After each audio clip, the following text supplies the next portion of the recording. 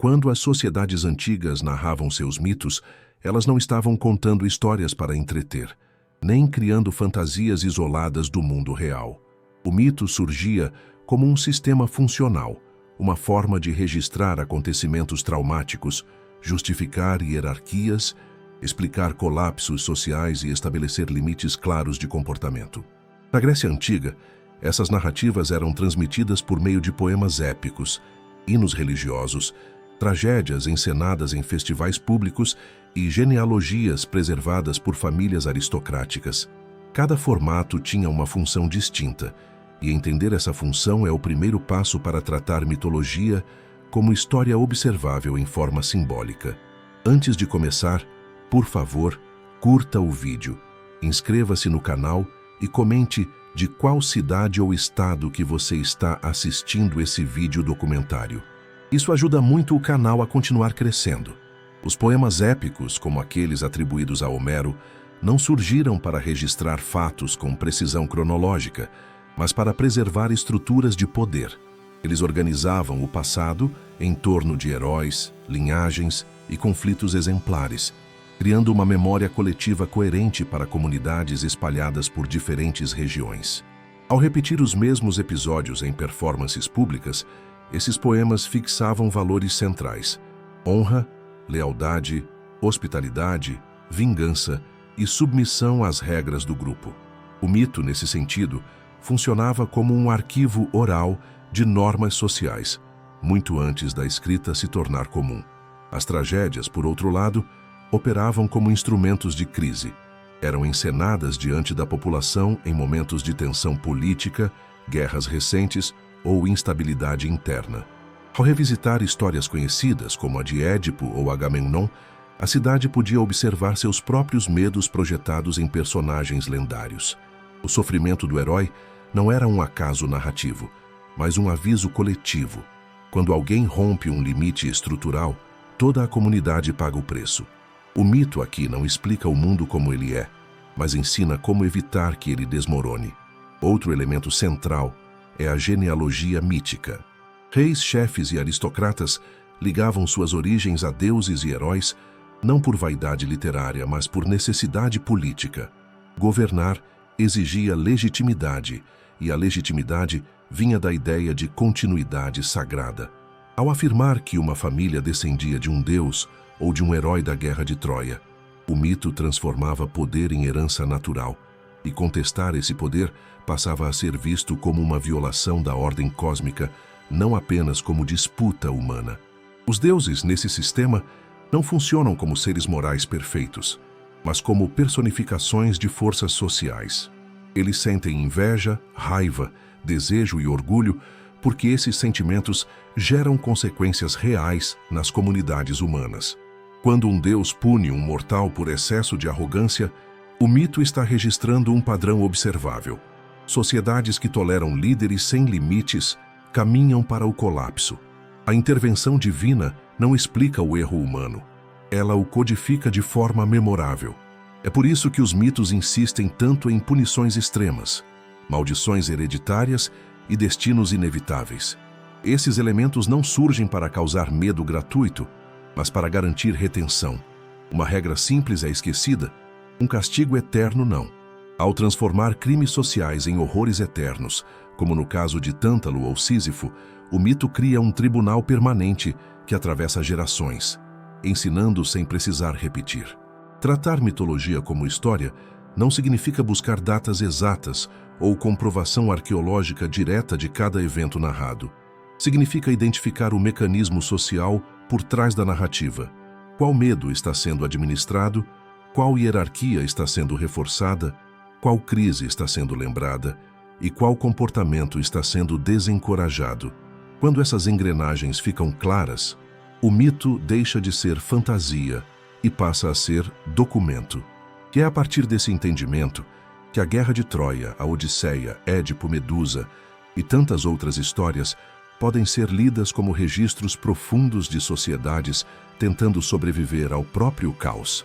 Antes que a Guerra de Troia exista como conflito armado, ela já existe como estrutura social. O mundo grego retratado pelos mitos não é um império centralizado, nem um conjunto de cidades submetidas a uma autoridade única. Trata-se de uma rede fragmentada de comunidades governadas por reis locais, cada um responsável por sua própria terra, sua própria gente e sua própria reputação. O poder não é garantido por leis escritas ou instituições permanentes, mas por prestígio público, capacidade de liderança militar e reconhecimento dos pares. Nesse ambiente, a honra não é um valor abstrato, mas um recurso político mensurável. A riqueza que sustenta esse sistema é concreta e visível. Ela se manifesta em rebanhos, metais, armas, escravos, navios e, sobretudo, em presentes trocados entre líderes. Presentear não é um gesto de generosidade, mas uma afirmação de status. Quem oferece mais demonstra superioridade. Quem recebe aceita uma posição relativa na hierarquia. Essa lógica atravessa alianças, casamentos e pactos militares. Um rei que não consegue recompensar seus aliados perde autoridade, e um aliado que aceita recompensas sem retribuir perde respeito. O mar ocupa um papel central nessa organização. Ele não separa territórios, ele conecta. As rotas marítimas permitem comércio, pilhagem, migração e guerra.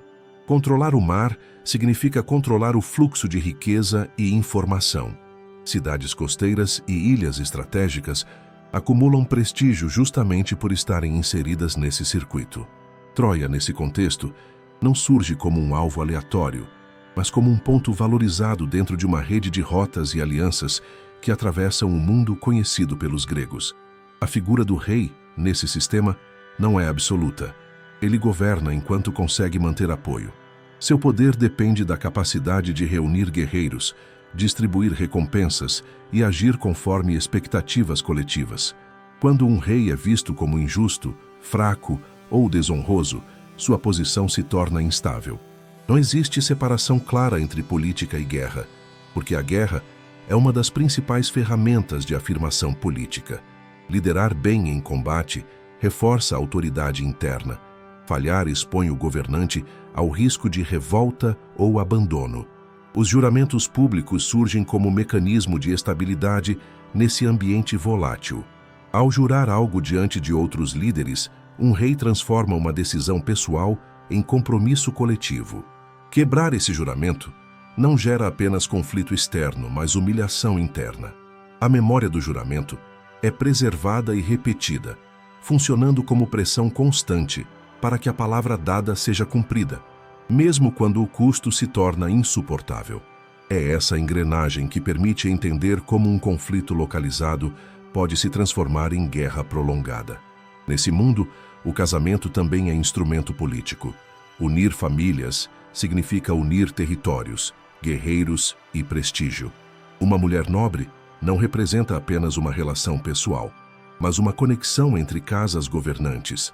Disputas envolvendo casamentos não são dramas privados, mas ameaças diretas ao equilíbrio político. Quando um acordo matrimonial é violado, o dano não é simbólico. Ele altera alianças e reabre rivalidades latentes. É dentro dessa lógica que a Guerra de Troia começa a se formar, muito antes de qualquer navio zarpar. O conflito nasce de um sistema que valoriza a honra acima da estabilidade, que transforma promessas em correntes e que exige resposta pública a qualquer afronta. A guerra não irrompe porque os gregos são violentos por natureza, mas porque a estrutura social em que vivem torna o recuo mais perigoso do que o combate. Quando a honra se torna inegociável, a guerra deixa de ser escolha e passa a ser consequência. O episódio conhecido como Julgamento das Deusas não deve ser lido como uma fantasia isolada, nem como um capricho narrativo inserido apenas para explicar o início da Guerra de Troia. Ele funciona como uma representação condensada de um mecanismo social recorrente no mundo antigo: a competição aberta entre elites por prestígio, vantagem e reconhecimento público. Ao transformar essa disputa em um conflito entre divindades, o mito retira o peso da decisão dos humanos e o projeta em forças superiores, tornando inevitáveis consequências que, na prática, já estavam em gestação. A cena é simples e funcional. 3 deusas apresentam ofertas distintas a um único julgador. Cada oferta corresponde há um tipo específico de poder reconhecido socialmente: autoridade política, superioridade militar e acesso privilegiado a alianças por meio do casamento. O julgador não escolhe entre valores morais, mas entre estratégias de ascensão. A escolha revela a prioridade, e prioridade é sempre uma declaração política. No mundo que o mito descreve, optar por uma recompensa significa alinhar-se a um projeto de poder e aceitar os custos dessa escolha. O mito utiliza figuras divinas porque elas permitem ampliar o impacto da decisão. Quando um líder humano escolhe uma aliança em detrimento de outra, ele cria inimigos. Quando um mortal escolhe uma deusa e rejeita outras duas, o mito dá forma absoluta a essa lógica. A rejeição não será esquecida nem perdoada. A rivalidade passa a operar em escala total. O que no plano humano seria uma disputa diplomática, no plano mítico se torna um conflito cósmico, deixando claro que certas escolhas geram consequências permanentes. O julgamento também expõe um ponto central da mitologia grega. Os deuses não representam justiça abstrata, mas interesses concorrentes. Eles competem, conspiram e punem como grupos humanos ampliados. Essa característica não diminui o valor do mito, ao contrário, torna-o mais eficaz como registro social. Ao ver deuses agindo por orgulho e ressentimento, o ouvinte reconhece padrões familiares. O mito não ensina que os deuses são falhos, mas que o mundo funciona por meio de forças que não se importam com a intenção individual quando interesses maiores estão em jogo. A escolha feita no julgamento desencadeia uma cadeia de obrigações.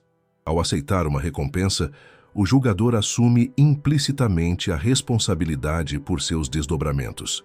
O mito deixa claro que não existem vantagens isoladas. Todo benefício vem acompanhado de um custo distribuído no tempo. Essa lógica aparece repetidamente na tradição grega, funcionando como advertência. Ganhos rápidos obtidos sem consenso tendem a gerar conflitos prolongados. Outro elemento fundamental é a publicidade da decisão. Mesmo quando narrado como episódio íntimo, o julgamento carrega peso público. A memória da escolha se espalha e se fixa. No mundo mítico, nada relevante permanece secreto. A decisão circula, é comentada, reinterpretada e utilizada como justificativa para ações futuras. Isso reflete uma sociedade em que reputação não pode ser controlada individualmente. Uma vez feita, a escolha pertence à comunidade. Ao transformar um conflito de interesses humanos em um julgamento divino, o mito elimina a possibilidade de neutralidade. Não escolher também é escolher. A narrativa ensina que, em sistemas baseados em honra e prestígio, evitar a decisão é impossível. Alguém sempre será beneficiado, alguém sempre será ofendido, e a ofensa exige resposta. O julgamento das deusas não cria a guerra, mas torna visível o mecanismo que a torna inevitável. É a formalização mítica de uma realidade política em que toda vantagem tem preço e toda escolha abre caminho para o confronto. O episódio do rapto de Helena não funciona, dentro da lógica mítica, como um escândalo romântico, nem como um acidente isolado.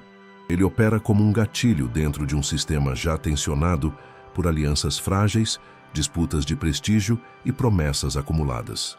O mito registra esse momento porque ele condensa um mecanismo social decisivo.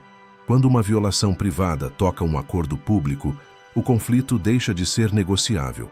Helena não representa apenas uma mulher nobre. Ela é o elo visível de uma rede de pactos entre casas governantes. Seu casamento sela alianças, redistribui prestígio e estabiliza relações entre líderes que, de outra forma, competiriam entre si. Ao ser retirada desse sistema, não ocorre apenas uma quebra afetiva, mas uma ruptura política. O dano não atinge apenas o marido traído, mas todos os que participaram ou se beneficiaram do acordo original. É nesse ponto que o juramento coletivo assume papel central. Antes mesmo do rapto, os líderes envolvidos já haviam se comprometido publicamente a defender o casamento e a ordem que ele representava.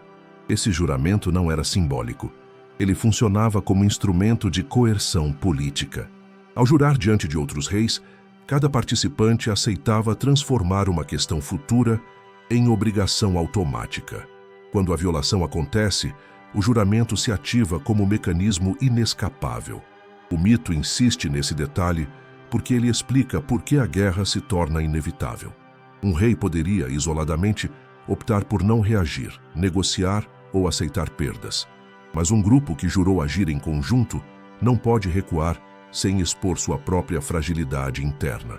Romper o juramento significaria admitir que a palavra pública não tem valor, abrindo espaço para rebeliões, traições e colapsos de autoridade dentro de cada reino envolvido.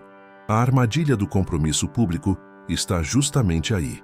Ao criar estabilidade inicial, o juramento também remove flexibilidade futura.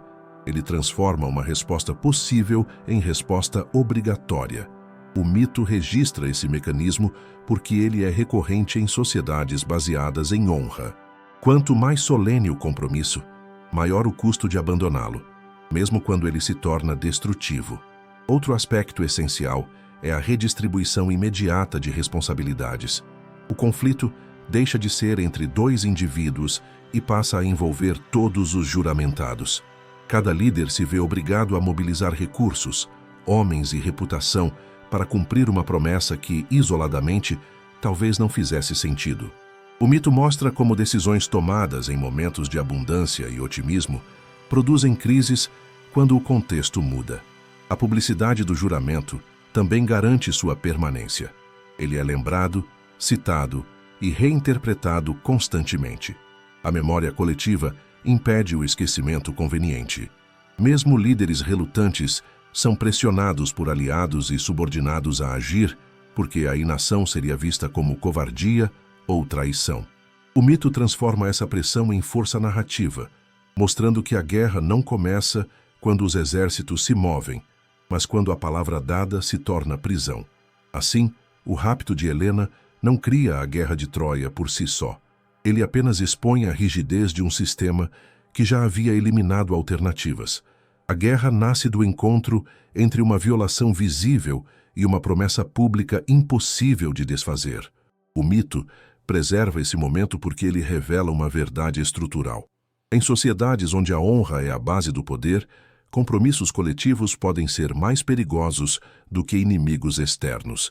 Quando a decisão de guerrear se torna incontornável, o mito desloca o foco do motivo para a execução. É nesse ponto que a Guerra de Troia deixa de ser promessa e passa a ser operação. A mobilização não ocorre de forma espontânea nem heróica, mas como um processo lento, caro e socialmente desgastante. Cada rei envolvido precisa reunir homens, embarcações, armas e suprimentos, ao mesmo tempo em que mantém controle interno sobre sua própria comunidade.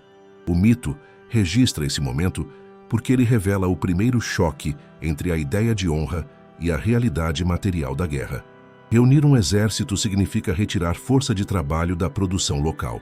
Agricultores viram guerreiros, artesãos passam a fabricar armas, e recursos que sustentariam famílias são redirecionados para sustentar navios e campanhas longas.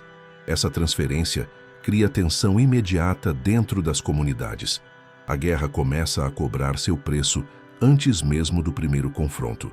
E o mito preserva esse custo ao mostrar chefes pressionados a liderar não apenas no campo de batalha, mas também na administração da escassez.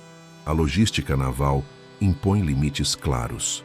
Navios exigem manutenção constante, alimentos precisam ser preservados e rotas marítimas devem ser seguras. O mito não detalha números, mas deixa evidente que a travessia não é trivial. Tempestades, atrasos e perdas fazem parte do processo.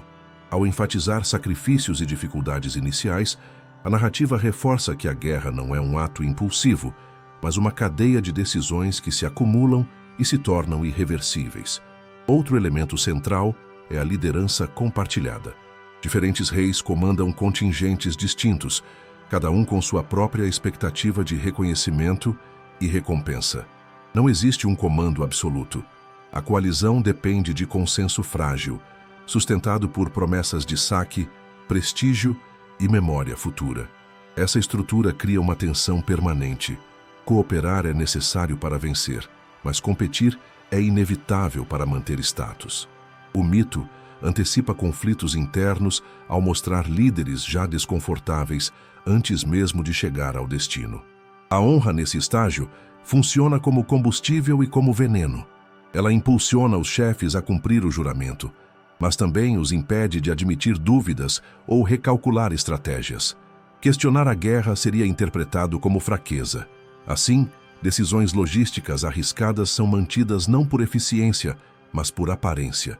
O mito registra esse comportamento porque ele explica por que guerras prolongadas tendem a persistir, mesmo quando os custos superam os ganhos iniciais. O acampamento diante de Troia se torna, então, um espaço híbrido. Não é apenas um local militar, mas uma cidade improvisada, com regras próprias, disputas internas e economia baseada em saque. A convivência forçada entre aliados cria fricções constantes. O mito preserva essas tensões para mostrar que o inimigo externo não é o único desafio.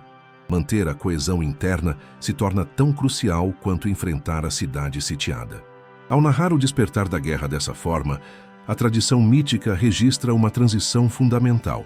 A honra que justificou o conflito começa a ser medida em perdas concretas.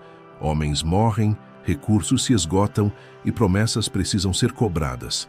A guerra deixa de ser resposta moral e passa a ser realidade administrativa. É nesse ponto que o conflito se enraiza, porque recuar agora significaria admitir que todo esse custo foi em vão, algo que nenhuma liderança baseada em prestígio pode aceitar. À medida que o conflito se prolonga, a Guerra de Troia deixa de ser apenas cumprimento de juramento e passa a operar como sistema econômico autônomo. O mito preserva essa transformação porque ela explica por que guerras longas raramente terminam quando seus objetivos iniciais são esquecidos. Uma vez instalada, a guerra cria dependências materiais que passam a sustentar líderes, guerreiros e alianças inteiras. O saque ocupa papel central nesse processo. Cidades menores ao redor de Troia, vilas costeiras e comunidades aliadas tornam-se alvos recorrentes. A pilhagem fornece alimentos, metais, animais e prisioneiros, permitindo que o exército sobreviva sem depender exclusivamente de suprimentos enviados de casa.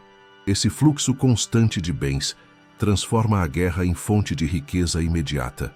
Para muitos combatentes, lutar deixa de ser sacrifício e passa a ser meio de ascensão social.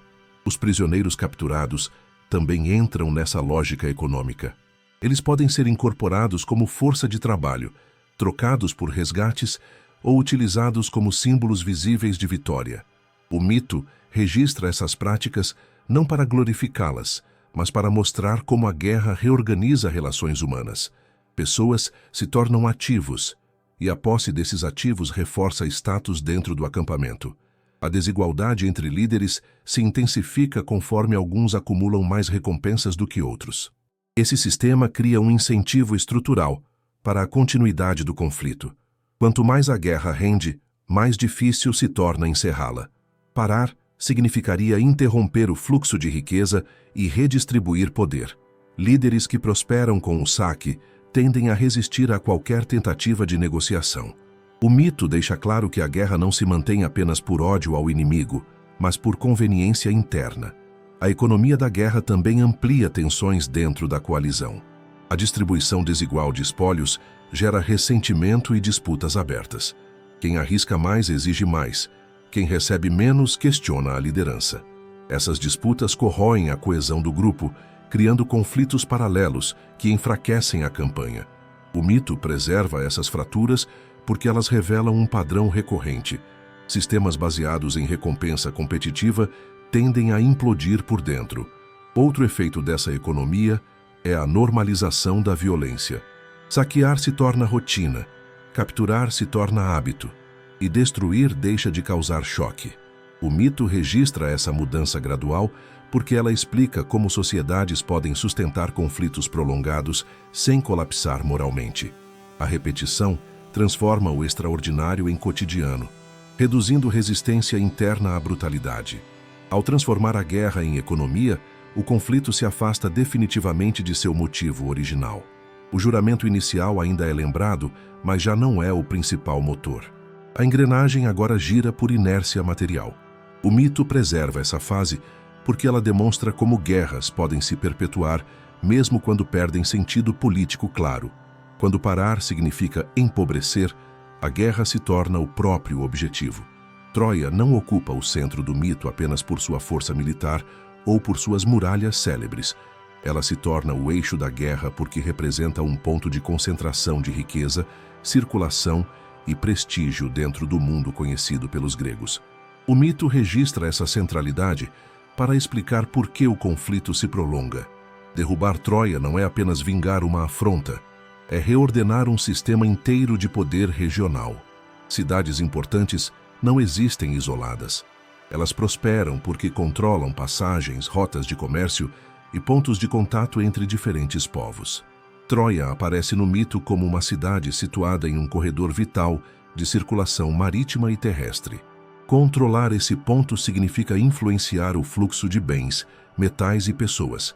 O alvo, portanto, não é simbólico. Ele é operacional. A queda da cidade promete redistribuição imediata de vantagens para quem a conquista. O prestígio urbano também pesa. Uma cidade rica atrai alianças, proteção e respeito.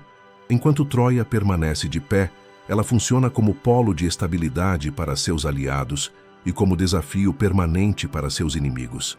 Derrubá-la significa não apenas destruir uma fortificação, mas quebrar a confiança em sua capacidade de proteção.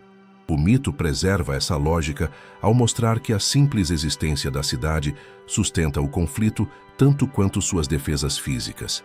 Para os atacantes, manter o cerco é também uma questão de reputação. Abandonar a campanha diante de uma cidade tão visível seria admitir incapacidade coletiva. A guerra passa a ser observada por outras comunidades, que avaliam quem consegue sustentar pressão por anos e quem recua diante de obstáculos.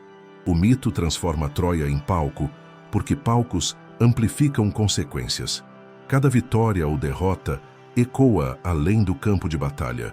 Dentro da cidade, o cerco produz efeitos específicos. Recursos se tornam escassos, alianças internas são testadas e decisões passam a ter impacto imediato na sobrevivência coletiva. O mito enfatiza conselhos, debates e dilemas urbanos porque eles refletem uma realidade observável. Cidades sitiadas vivem sob tensão constante, onde cada escolha pode acelerar ou retardar o colapso. A liderança urbana precisa equilibrar resistência e preservação, sabendo que qualquer sinal de fraqueza pode ser explorado. O cerco prolongado também cria um paradoxo. Quanto mais tempo dura, mais ele desgasta atacantes e defensores, mas também mais ele justifica sua própria continuidade. Para os atacantes, recuar depois de tanto investimento seria reconhecer derrota moral. Para os defensores, resistir se torna questão de identidade. O mito registra esse impasse porque ele explica por que guerras urbanas tendem a terminar em colapso total, não em acordos equilibrados. Ao transformar Troia em símbolo e alvo concreto ao mesmo tempo, a tradição mítica preserva uma verdade estrutural. Cidades estratégicas atraem conflitos que vão além de seus muros. Elas se tornam depósitos de expectativas, medos e ambições de todos os lados envolvidos. A Guerra de Troia se fixa ali porque, enquanto a cidade existir, o sistema que ela representa continuará em disputa. A Ilíada não narra a Guerra de Troia inteira, nem pretende fazê-lo. O poema se concentra em um intervalo específico, um momento de ruptura interna em que o conflito deixa de avançar por pressão externa e passa a se consumir por falhas internas. O mito preserva esse recorte porque ele revela um ponto crítico recorrente em guerras prolongadas. Quando a estrutura de comando entra em conflito com o sistema de recompensas, a máquina militar perde eficiência. O foco do poema não está em estratégias amplas nem em manobras decisivas contra a cidade, mas na tensão entre liderança e prestígio. A guerra já dura tempo suficiente para que o saque tenha criado desigualdades, para que perdas tenham se acumulado e para que expectativas não atendidas comecem a corroer a autoridade. Nesse estágio, o inimigo externo deixa de ser a principal ameaça. O risco passa a vir de dentro do próprio acampamento. A Ilíada expõe esse colapso ao centralizar a narrativa em um conflito específico entre dois líderes. Esse conflito não surge do nada. Ele é resultado direto da economia da guerra e da lógica da honra que sustenta a coalizão. Quando recompensas se tornam escassas ou são redistribuídas de forma desigual, a legitimidade do comando é questionada. O mito não apresenta isso como falha administrativa, mas como ofensa pública, porque naquele sistema, autoridade e honra são inseparáveis. Ao escolher esse momento de crise, o poema registra uma verdade operacional. Guerras não fracassam apenas por força do inimigo, mas por incapacidade de manter coesão interna. A narrativa mostra como decisões tomadas para preservar a aparência de poder acabam enfraquecendo a capacidade real de combate. A hierarquia continua existindo no discurso, mas se dissolve na prática. Outro aspecto essencial desse recorte é a redução do horizonte estratégico. Em vez de pensar no cerco como um todo, os líderes passam a agir para resolver disputas imediatas. Cada decisão é tomada para preservar prestígio no presente, mesmo que isso comprometa o objetivo coletivo. O mito fixa esse comportamento porque ele é observável em diferentes contextos históricos. Quando o comando se fragmenta, o curto prazo domina o planejamento. A Ilíada também transforma essa crise em memória exemplar. Ao narrar o conflito interno com detalhes e consequências claras, o mito cria um modelo negativo.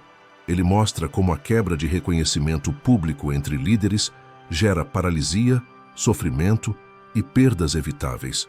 O poema não precisa explicar isso de forma abstrata. Ele demonstra o efeito ao mostrar um exército inteiro enfraquecido por uma disputa que não envolve o inimigo direto. Assim, a Ilíada funciona como documento de um colapso específico dentro de uma guerra maior. Ela não glorifica a estagnação, nem busca resolver o conflito. Ela registra o momento em que a engrenagem falha, preservando para a memória coletiva a imagem de um sistema que se autodestrói quando honra e autoridade deixam de caminhar juntas. O confronto entre Aquiles e Agamenon não é um desvio emocional dentro da guerra, nem um capricho de personalidades incompatíveis. Ele expõe o núcleo operacional do poder naquele sistema. O prêmio de guerra não representa conforto ou posse privada, mas reconhecimento público. Quem controla a distribuição dos prêmios, controla a hierarquia. Quando essa lógica é rompida, o comando deixa de existir de fato, mesmo que continue existindo no discurso. Agamenon ocupa a posição de líder da coalizão, não por autoridade institucional permanente, mas por reconhecimento coletivo. Ele comanda enquanto os outros líderes aceitam sua precedência. Esse reconhecimento é constantemente reafirmado por gestos visíveis, como a escolha de prêmios, a palavra em assembleias e a posição em rituais.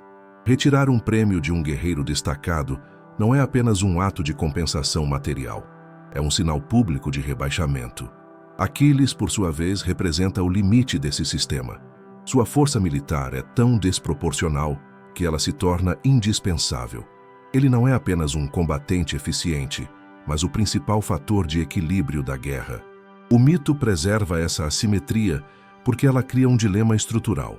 Um líder que precisa demonstrar autoridade sobre alguém que não pode perder. Quando Agamenon toma o prêmio de Aquiles, ele tenta reafirmar controle. O efeito prático é o oposto. O gesto quebra o pacto implícito entre comando e desempenho.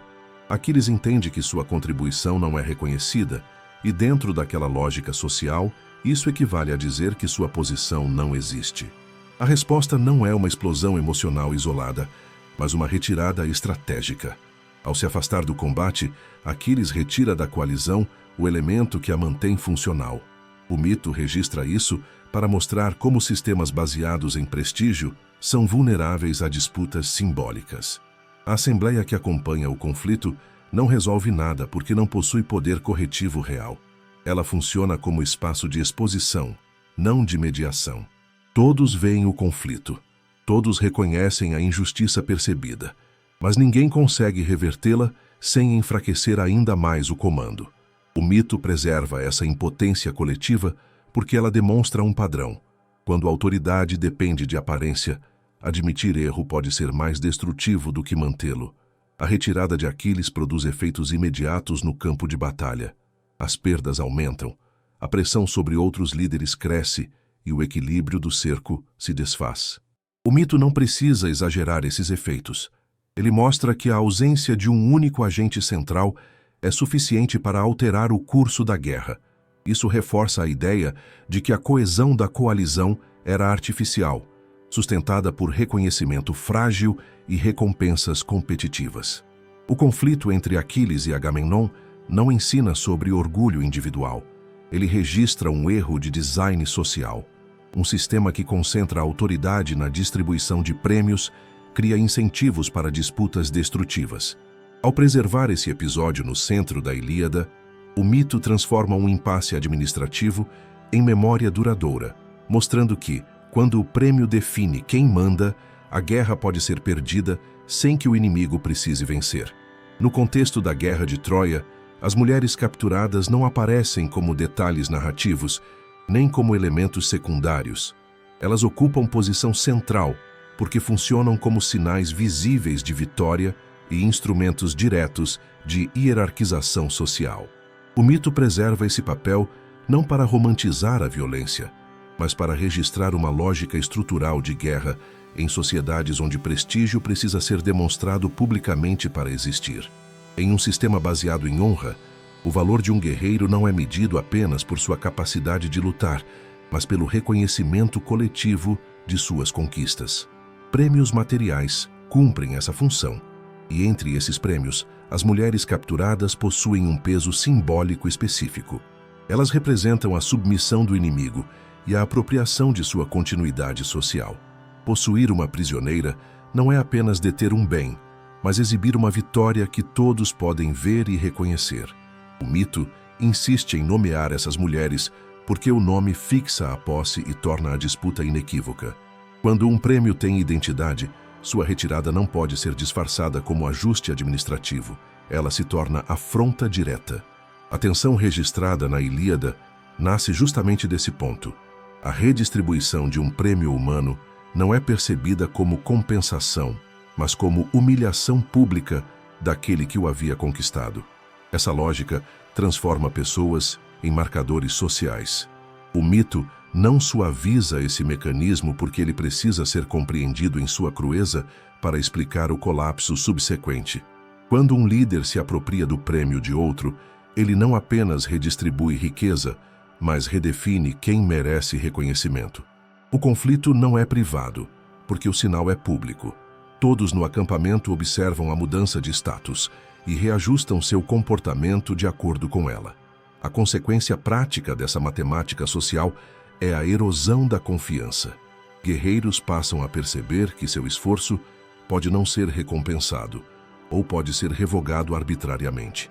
O incentivo para arriscar a vida diminui. A lealdade, que já era frágil, se enfraquece ainda mais. O mito registra esse efeito ao mostrar que, após a disputa, o exército inteiro perde eficiência, mesmo aqueles que não estão diretamente envolvidos no conflito.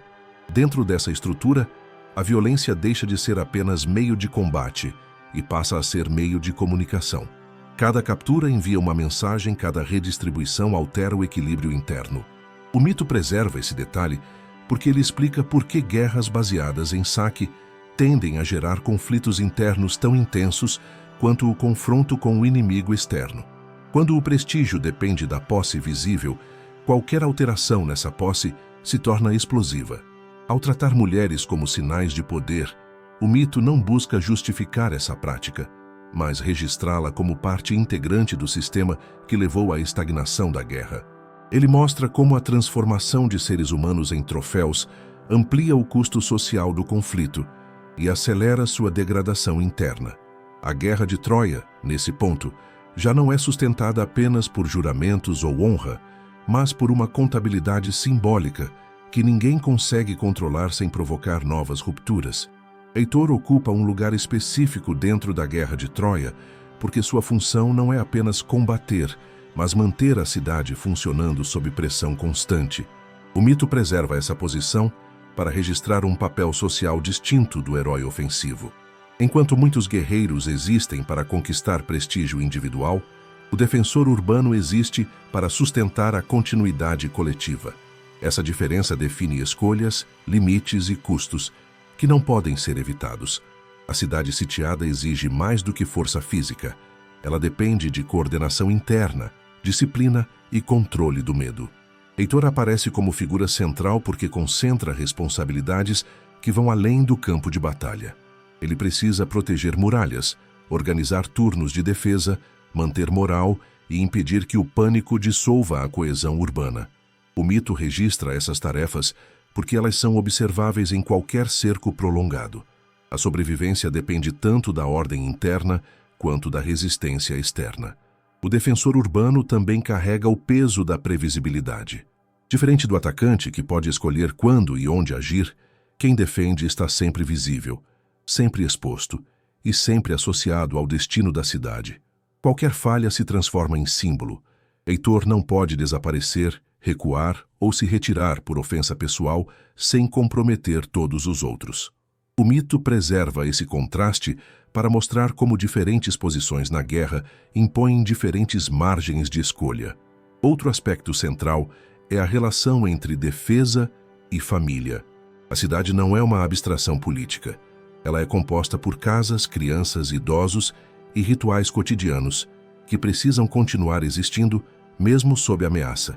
Heitor representa a tentativa de conciliar guerra e normalidade. O mito enfatiza encontros, despedidas e dilemas porque eles traduzem uma realidade concreta. Defender a cidade significa aceitar que o risco não é apenas pessoal, mas compartilhado por todos os que dependem daquela estrutura. A liderança defensiva também enfrenta um paradoxo permanente. Resistir demais pode levar à destruição total. Ceder cedo demais pode ser interpretado como traição. O mito não oferece soluções claras porque, na prática, elas não existem. A função do defensor urbano é administrar perdas, não eliminá-las. Heitor se torna figura trágica porque assume um papel em que qualquer escolha carrega consequências irreversíveis. No campo de batalha, Heitor precisa equilibrar coragem e cálculo. Ele não pode buscar glória individual, da mesma forma que um atacante, porque sua morte teria impacto imediato na moral da cidade. O mito registra sua presença constante e seu retorno frequente às muralhas para mostrar que sua função é circular, não expansiva. Ele sustenta um limite em vez de ultrapassá-lo. Ao destacar Heitor como pilar urbano, a tradição mítica registra um tipo de heroísmo que raramente é celebrado fora do contexto do cerco. Não se trata de vencer, mas de adiar o colapso. O custo desse papel é alto, porque ele exige renúncia ao prestígio pessoal em favor da continuidade coletiva. A Guerra de Troia preserva Heitor como figura central, justamente para mostrar que, em conflitos prolongados, a defesa da cidade consome seus próprios defensores antes mesmo que o inimigo consiga derrubar os muros. Em guerras prolongadas, acordos surgem como tentativas de interromper a perda contínua de homens e recursos. O mito registra duelos, tréguas e promessas solenes, porque eles representam esforços reais de conter a escalada. No entanto, essas tentativas falham repetidamente, não por ausência de rituais ou garantias, mas porque os incentivos estruturais permanecem intactos. Enquanto o custo de continuar lutando for menor do que o custo de ceder prestígio, nenhum acordo se sustenta. O duelo aparece como solução condensada. Dois combatentes representam coletivos inteiros e o resultado deveria encerrar a disputa. Essa lógica é eficiente em conflitos de curta duração, mas se torna frágil em guerras longas, onde perdas acumuladas criam pressões internas divergentes. O mito preserva o duelo porque ele explicita uma esperança recorrente: resolver o impasse sem admitir derrota coletiva. Quando o duelo falha ou é interrompido, a frustração aumenta e a violência retorna com mais intensidade. As tréguas seguem a mesma lógica. Elas são firmadas para recuperar corpos, reorganizar linhas ou permitir ritos funerários. O mito insiste nesses momentos, porque eles mostram que mesmo inimigos reconhecem limites comuns. No entanto, A trégua não altera a distribuição de poder, nem resolve as ofensas acumuladas. Assim que o intervalo termina, a guerra retoma seu curso, agora carregada de ressentimento adicional por promessas quebradas ou interpretações divergentes do acordo. A quebra de tratados não é apresentada como desvio moral individual, mas como consequência previsível de sistemas competitivos. Em uma coalizão de líderes, basta que um perceba vantagem em romper o acordo para que todo o sistema desmorone. O mito registra essas quebras porque elas revelam um problema operacional. Não existe autoridade central capaz de punir o infrator sem enfraquecer ainda mais a estrutura coletiva. Outro fator decisivo é a memória pública. Cada acordo firmado e quebrado se soma a uma lista de traições lembradas por ambos os lados. Essa memória transforma qualquer nova proposta em suspeita. O mito preserva essa acumulação porque ela explica por que negociações se tornam progressivamente mais difíceis. A confiança não é apenas abalada, ela se torna impossível de reconstruir dentro do mesmo conflito. O papel dos deuses, nesses episódios, funciona como linguagem de causa, não como intervenção aleatória. Quando um acordo falha, a narrativa atribui o evento à ação divina, para registrar que forças maiores do que a vontade individual estão em jogo. Essa linguagem protege a honra dos envolvidos e, ao mesmo tempo, ensina que certos conflitos ultrapassam a capacidade humana de controle uma vez iniciados. Ao insistir em duelos e tréguas que não resolvem nada, o mito fixa uma observação central. Guerras prolongadas criam condições em que a paz temporária se torna apenas mais uma fase do conflito. Os acordos não fracassam por falta de boa vontade, mas porque o sistema que sustenta a guerra permanece ativo. Enquanto prestígio, vingança e economia continuarem ligados à continuidade do combate, qualquer trégua será apenas uma pausa antes da próxima ruptura.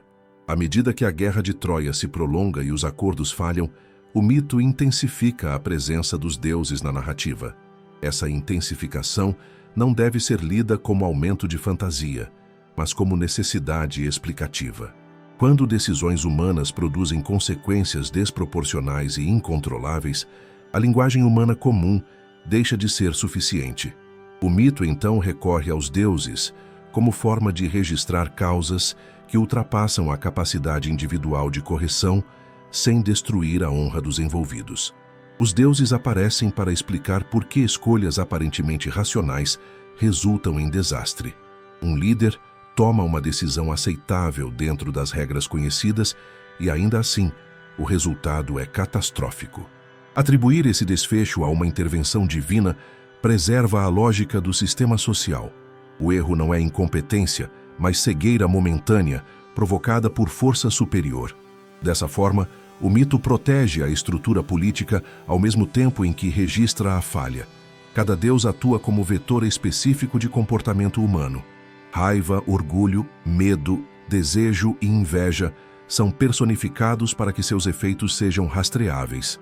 Quando um guerreiro age de forma precipitada, o mito não diz apenas que ele errou, mas que foi impelido por uma força reconhecível. Isso permite que a comunidade compreenda o acontecimento sem deslegitimar completamente o agente.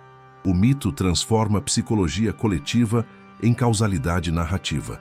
A intervenção divina também resolve um problema central das guerras longas: a necessidade de explicar por que o sofrimento continua, mesmo quando todos parecem agir corretamente segundo as normas vigentes. Se cada lado cumpre ritos, faz sacrifícios e respeita tratados sempre que possível, por que a destruição persiste? O mito responde deslocando a causa para um plano superior, onde conflitos entre deuses espelham conflitos humanos amplificados. Essa linguagem não elimina a responsabilidade, mas a redistribui. Os humanos continuam pagando o preço das escolhas, mas o peso moral é diluído. Isso permite que a guerra prossiga sem provocar colapso interno imediato por culpa coletiva. O mito registra esse mecanismo porque ele é funcional. Sociedades em conflito precisam continuar operando mesmo quando não conseguem identificar um culpado único aceitável. Os deuses também funcionam como memória seletiva. Ao atribuir certos eventos a vontades divinas, o mito escolhe o que será lembrado como erro humano e o que será lembrado como inevitável. Essa seleção molda gerações futuras, ensinando quais comportamentos devem ser evitados e quais riscos são inerentes à condição humana. O destino não surge como desculpa, mas como enquadramento narrativo. Ao transformar erro em destino, a mitologia grega cria um sistema de explicação capaz de sustentar guerras longas sem destruir completamente a legitimidade das lideranças. O sofrimento ganha sentido narrativo, mesmo que não ganhe solução prática. O mito preserva esse recurso porque ele permite que a história continue sendo contada, mesmo quando a realidade já não oferece respostas claras. Em guerras prolongadas, há momentos em que a engrenagem só volta a girar mediante uma perda que não pode ser desfeita.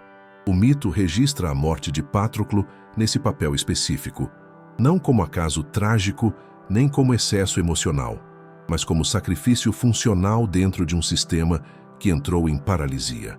Quando a autoridade foi corroída, a coesão perdida e a eficiência militar comprometida, a guerra exige um choque capaz de reorganizar prioridades.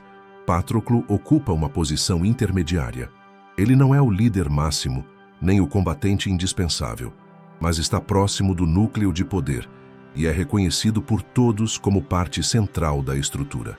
Essa posição o torna substituível o suficiente para ser exposto ao risco e valioso o bastante para que sua perda gere efeito imediato.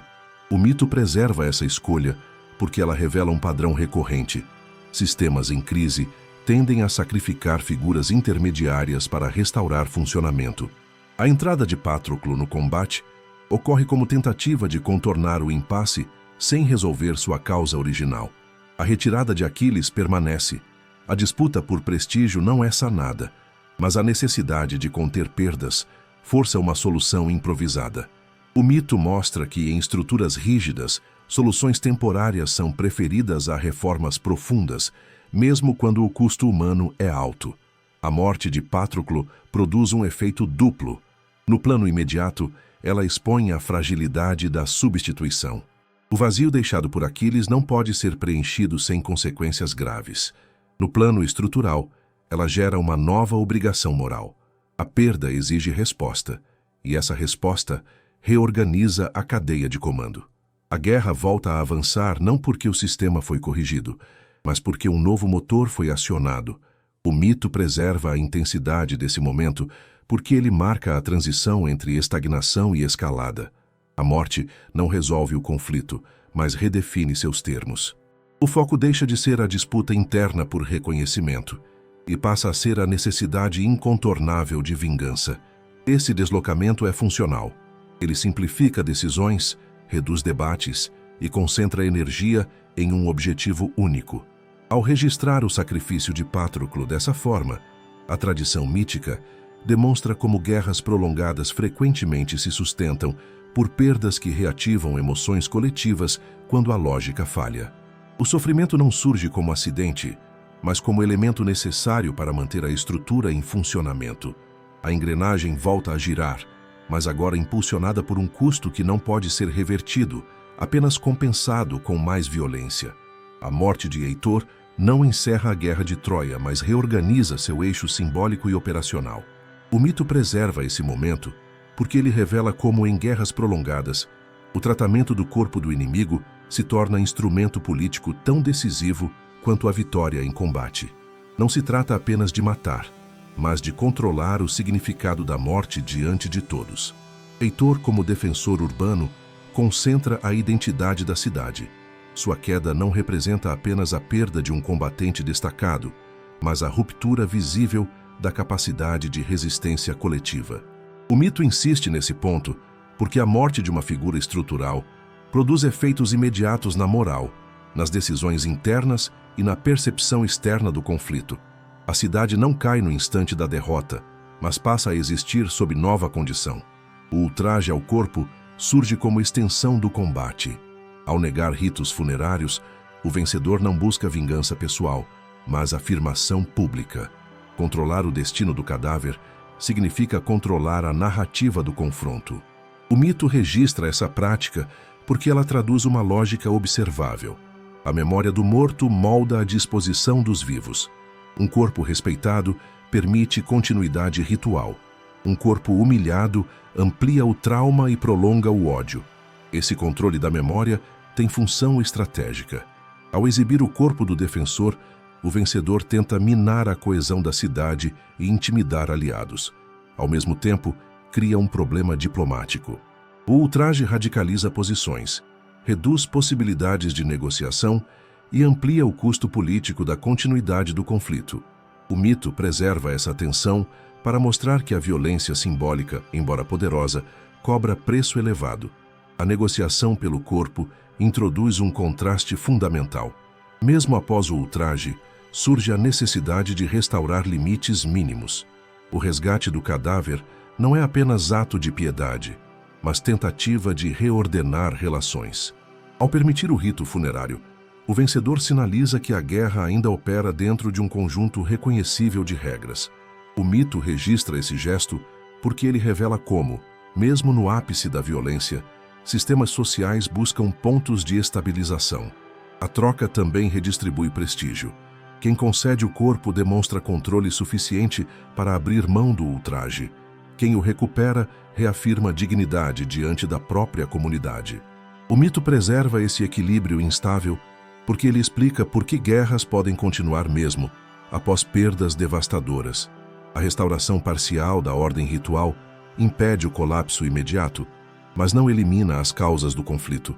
Ao fixar a morte de Heitor nesse enquadramento, a tradição mítica transforma um duelo em lição estrutural. Vencer não é apenas eliminar o adversário, mas administrar as consequências simbólicas dessa eliminação.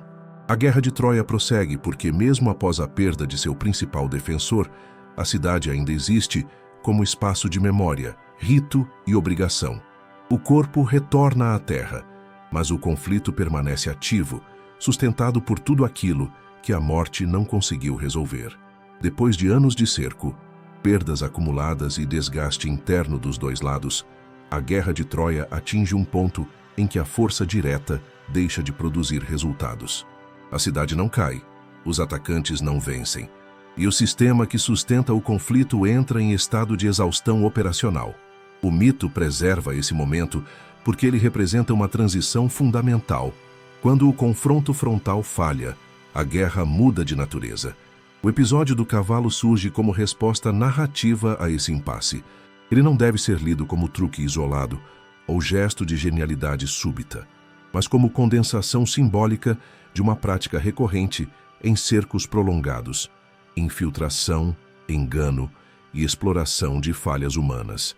Quando muralhas resistem e exércitos se equilibram, a vitória passa a depender da quebra da confiança interna do inimigo, não da destruição externa. O mito escolhe a imagem do cavalo porque ela cumpre múltiplas funções ao mesmo tempo. Ele se apresenta como oferenda, ativando códigos religiosos que suspendem a suspeita imediata. Ele parece abandono, sugerindo recuo e encerramento do conflito. E ele exige uma decisão urbana coletiva, aceitar ou rejeitar algo que simboliza o fim da guerra. O cerco deixa de ser apenas militar e se torna psicológico. Historicamente, cercos não terminam apenas com batalhas decisivas. Eles se resolvem por fome, traição, erro de cálculo, cansaço ou colapso interno. O mito transforma esse processo lento e confuso em um evento único e memorável. Ao fazer isso, ele oferece uma explicação inteligível para uma virada que na prática teria sido caótica, fragmentada e violenta. O cavalo não cria a queda, ele a torna narrável. A entrada do objeto na cidade marca o deslocamento definitivo do conflito. A guerra atravessa os muros não pela força, mas pela participação involuntária dos próprios defensores. O mito registra esse momento porque ele revela uma verdade estrutural dos conflitos urbanos. Nenhuma fortificação é eficaz quando a decisão de abrir o espaço vem de dentro. A queda começa antes do ataque, no instante em que a vigilância é suspensa. Esse mecanismo também resolve um problema moral. Depois de tanto sofrimento, O mito precisa justificar por que a cidade finalmente cai. A infiltração desloca a responsabilidade da força superior para o erro humano coletivo. A destruição não ocorre porque os defensores eram fracos, mas porque foram enganados em um momento de esperança. O mito preserva essa lógica porque ela protege a dignidade dos vencidos ao mesmo tempo em que explica o colapso. Assim, a queda de Troia não é apresentada como triunfo simples, mas como solução extrema para um impasse estrutural. Quando a guerra não pode mais avançar pelos meios tradicionais, ela se reinventa. O cavalo não é apenas um símbolo de astúcia, mas o registro de um ponto histórico recorrente. Quando a força se esgota, a guerra passa a depender da falha humana que nenhuma muralha consegue impedir. Quando Troia cai, o mito abandona qualquer vestígio de equilíbrio ou honra ritualizada e passa a registrar a guerra em sua forma mais concreta. A destruição da cidade não é apresentada como tomada ordenada, mas como colapso total. Incêndios, mortes indiscriminadas, saques e deslocamentos forçados surgem como consequências diretas de um sistema que, ao longo de anos, acumulou violência sem resolução. O mito preserva essa fase porque ela traduz o verdadeiro desfecho das guerras urbanas prolongadas. O incêndio da cidade simboliza mais do que devastação material. Ele representa o apagamento de estruturas sociais inteiras. Casas, templos e arquivos são destruídos juntos, eliminando referências de identidade e memória. O mito insiste no fogo, porque ele encerra a possibilidade de retorno. Depois do incêndio, não há restauração imediata, apenas fragmentação. A cidade deixa de existir como unidade política. A dispersão da população é outro elemento central. Famílias são separadas, crianças perdem proteção, e sobreviventes são redistribuídos como mão de obra ou mercadoria. O mito registra essa dispersão porque ela explica por que a guerra não termina com a vitória. Os sobreviventes carregam consigo lembranças, juramentos e reivindicações que não encontram resolução imediata. A queda de uma cidade gera uma diáspora de conflitos latentes. A escravização aparece como mecanismo econômico e simbólico. Ela converte vidas em compensação material pelo custo da guerra. Ao transformar sobreviventes em propriedade, os vencedores encerram o conflito local, mas plantam sementes de instabilidade futura. O mito preserva esse detalhe para mostrar que a vitória produz novos desequilíbrios, redistribuindo poder de forma abrupta e frequentemente insustentável. As linhagens interrompidas representam outro aspecto do colapso. A destruição da cidade rompe continuidades familiares que sustentavam alianças e reivindicações de poder. O mito registra a extinção de casas importantes, porque isso explica a reconfiguração do cenário político regional. Onde havia estabilidade dinástica, surge vácuo de autoridade. Esse vácuo atrai disputas posteriores. A guerra, nesse estágio, já não distingue combatentes de não combatentes. A violência se generaliza porque o sistema que antes impunha limites foi dissolvido. O mito não suaviza essa transição porque ela é parte fundamental da memória coletiva. Ao lembrar a queda como evento absoluto, a narrativa impede que a guerra seja romantizada retrospectivamente. Ao tratar a queda de Troia como colapso urbano, o mito registra uma consequência recorrente. Guerras longas não encerram conflitos, apenas os redistribuem. Os sobreviventes levam a guerra consigo, transformando a vitória em origem de novos ciclos de violência. Troia cai, mas o mundo que ela integrava permanece instável, carregando as marcas de uma destruição que nenhuma vitória consegue apagar. Com a queda de Troia, a guerra deixa o campo de batalha e passa a acompanhar os vencedores de volta às suas terras. O mito preserva os chamados retornos, porque eles registram uma fase frequentemente ignorada dos conflitos. O momento em que a vitória precisa ser integrada à vida cotidiana. Longe de representar alívio ou estabilidade, esse retorno expõe novas tensões, agora internas, produzidas pelo próprio sucesso militar. Os vencedores não retornam vazios. Eles trazem saque, prisioneiros, novas alianças e reputação ampliada. Esses elementos alteram imediatamente o equilíbrio interno das comunidades. Riqueza acumulada em curto período cria desigualdade visível. Guerreiros enriquecidos passam a disputar espaço com líderes tradicionais. O mito registra esse desequilíbrio porque ele explica por que sociedades vitoriosas entram rapidamente em crise após grandes guerras. Outro fator decisivo é o tempo. Enquanto alguns partiram para a guerra, outros permaneceram. Quem ficou administrou terras, famílias e recursos em ausência prolongada dos combatentes. Esse grupo desenvolveu formas próprias de poder, muitas vezes independentes da autoridade militar.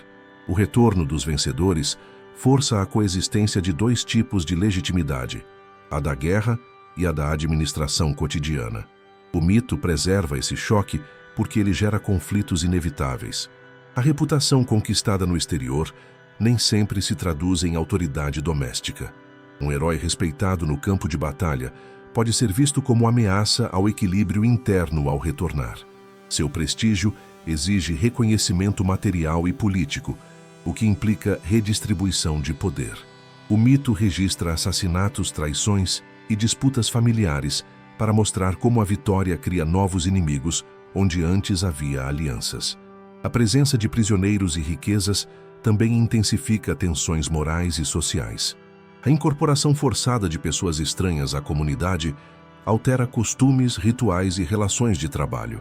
O mito preserva esses efeitos porque eles demonstram como a guerra reconfigura sociedades mesmo após o combate cessar.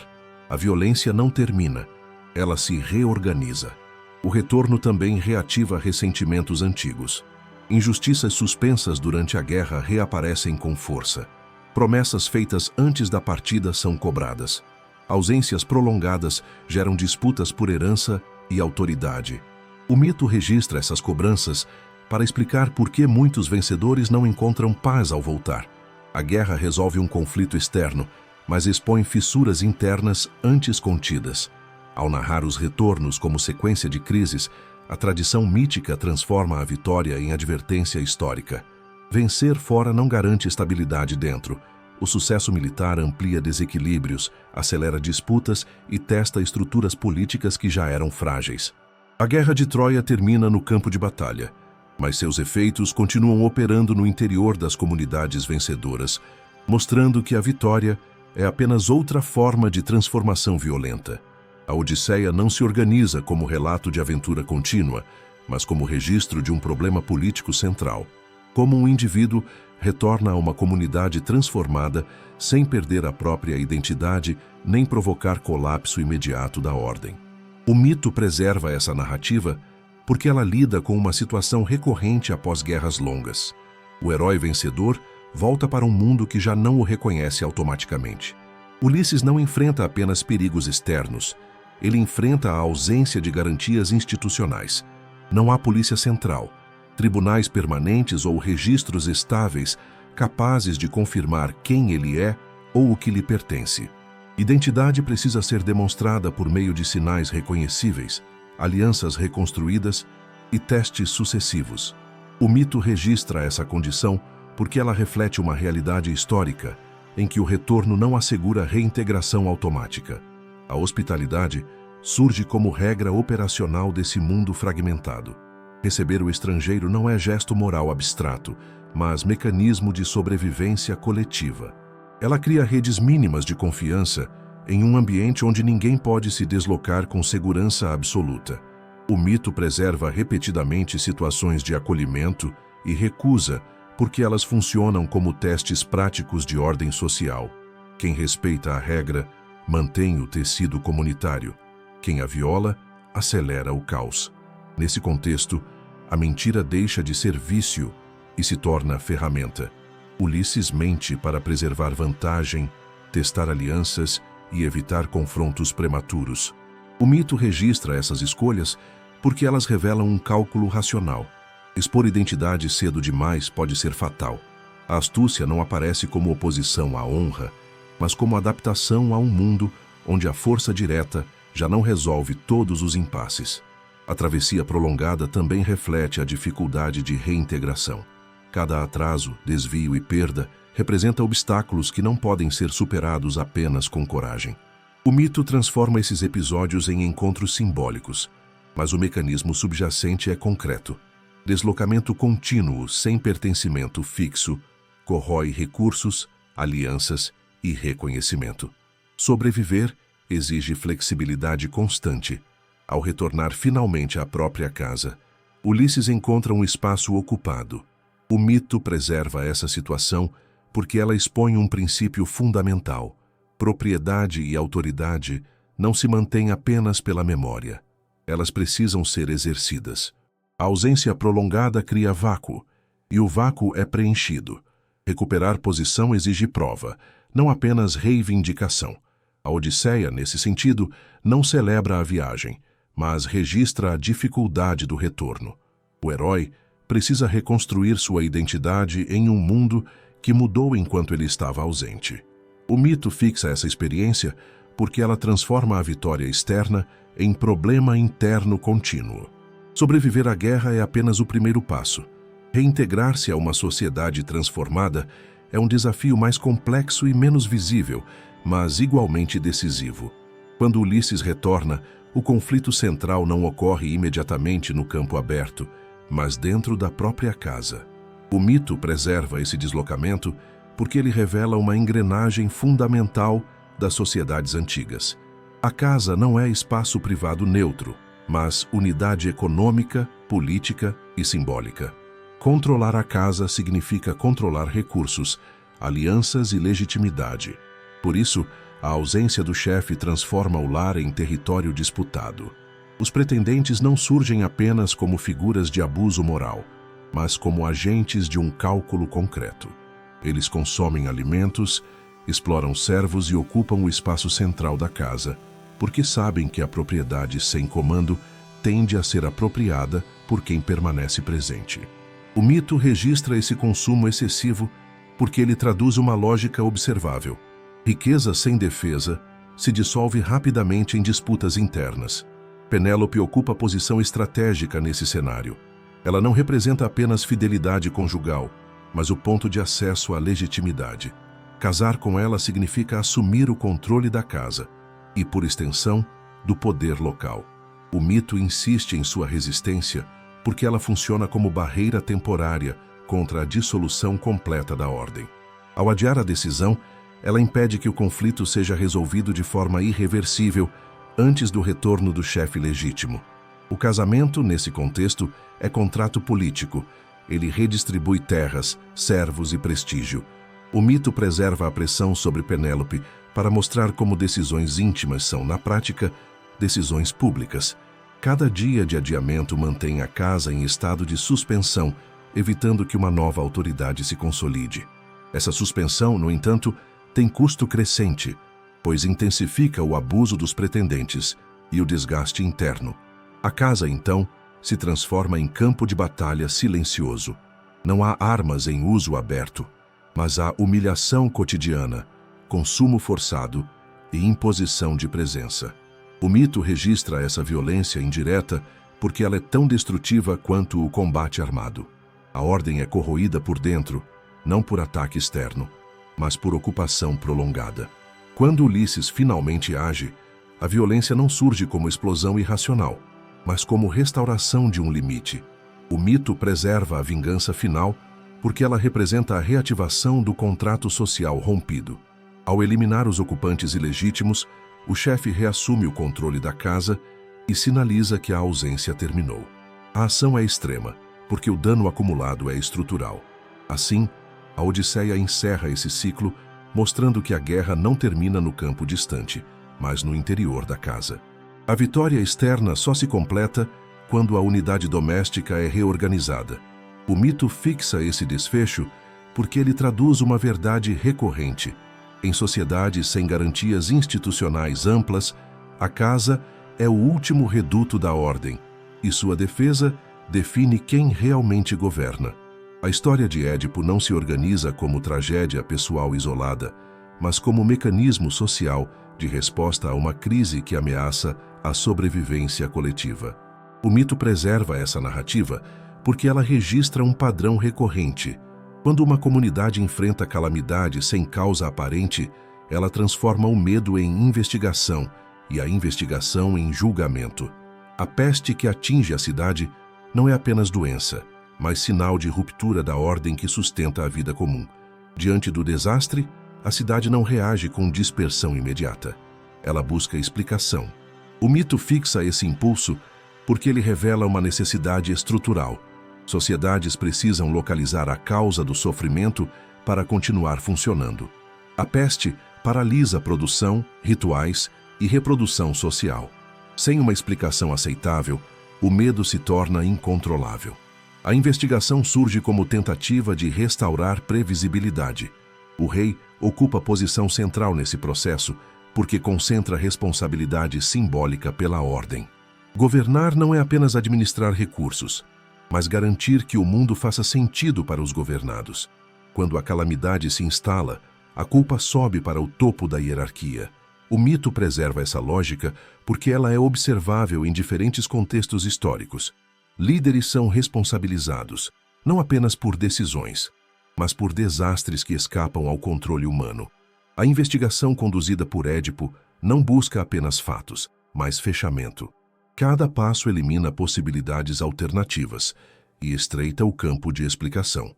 O mito registra esse movimento porque ele traduz um procedimento social conhecido: reduzir a complexidade do desastre até que uma causa única possa ser apontada. Essa redução não é científica no sentido moderno, mas funcional. Ela permite agir. Quando a culpa converge para o próprio rei, o mito atinge seu núcleo operacional. O governante não pode permanecer acima da ordem que deveria proteger. Se ele é a fonte da ruptura, sua remoção se torna necessária para restaurar equilíbrio simbólico. O mito preserva esse desfecho porque ele demonstra como sociedades administram o medo por meio do sacrifício do topo, não da base. A punição não é vingança, mas ritual de limpeza. Ao afastar o rei culpado, a comunidade reafirma que a ordem ainda existe e pode ser reparada. O mito registra essa lógica porque ela transforma sofrimento difuso em ação concreta. A cidade volta a respirar, não porque a dor desapareceu, mas porque o medo ganhou contorno e resposta. Édipo, nesse sentido, não é apenas personagem trágico, mas função social. Ele encarna o processo pelo qual uma comunidade enfrenta calamidades que não entende completamente. O mito preserva essa história porque ela oferece um modelo de contenção do caos: investigar, nomear, punir e seguir adiante. A tragédia pessoal é o custo visível de uma tentativa coletiva de sobreviver ao colapso. A história de Medusa não surge como relato de origem monstruosa isolada, mas como mecanismo narrativo para marcar limites que não podem ser atravessados sem consequência. O mito preserva múltiplas versões, porque o foco não está no evento específico, mas na função social que ele cumpre.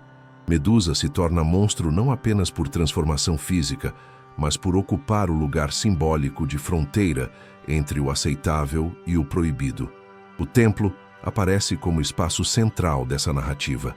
Ele não é apenas local religioso, mas zona de proteção ritual, onde regras são mais rígidas do que no mundo comum. A pureza associada ao sacerdócio não é moral abstrata, mas condição operacional para que o espaço continue funcionando como ponto de contato entre humanos e forças superiores. A violação desse espaço não ameaça apenas um indivíduo, mas todo o sistema de proteção simbólica da comunidade. Quando o limite é rompido, o mito precisa oferecer uma resposta que restaure a separação entre ordem e caos. A punição exemplar cumpre esse papel.